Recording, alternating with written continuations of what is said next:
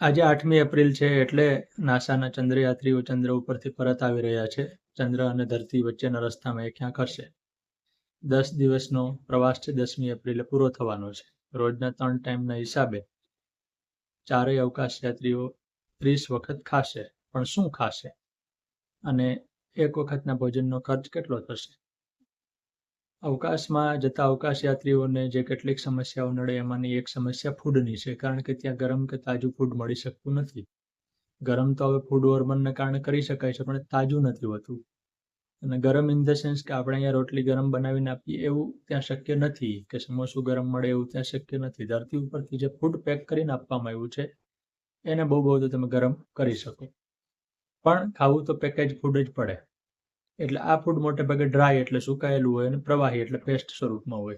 એટલે આખો દિવસ સોસ પીતા હોય એવું પણ લાગે. આર્ટિમસના 4 ચંદ્રયાત્રીઓ માટે નાસાએ કુલ 189 આઇટમો પસંદ કરી છે. પણ એમ તો એમની પાસે ખાવાના થોડા વિકલ્પો છે એવું નથી. 189, પણ બધાનો સ્વાદ મળે એવું જરૂર નથી. વળી કેટલીક ચીજો એકબીજામાં મિક્સ કરેલી હોય. 189માં 5 જાતના સોસ છે, 10 જાતના પીણા છે, એમાં કોફી, લીંબુ શરબત વગેરે આવી જાય છે. મેઇન કોર્સમાં તો સ્વાભાવિક રીતે અમેરિકનો જે ખાય એ પ્રકારનું ફૂડ છે, પણ બધું પેક થયેલું, સૂકવેલું.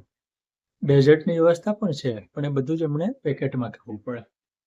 નાસાએ એવી પણ ગણતરી કરી છે કે અવકાશમાં ભોજનનો ખર્ચ કેવી રીતે થાય. એટલે એમાં વ્યક્તિ દીઠ ખર્ચ ન ગણાય, એમાં વજન દીઠ ગણાય. અમેરિકામાં વજન માપવાનું એકમ પાઉન્ડ પ્રચલિત છે, તો 1 પાઉન્ડ દીઠ $10,000નો ખર્ચો અવકાશમાં થાય છે.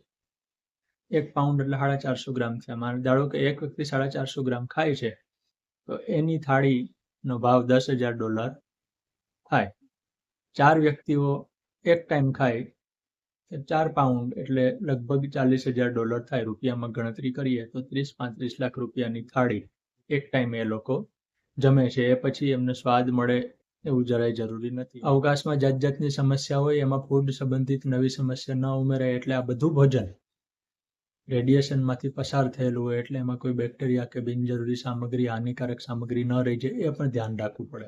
આપણને એમ લાગે કે અવકાશ યાત્રામાં ભવ્યતા છે, પણ એમાં ઘણા પડકારો છે. એમાંનો એક પડકાર ભોજનનો છે.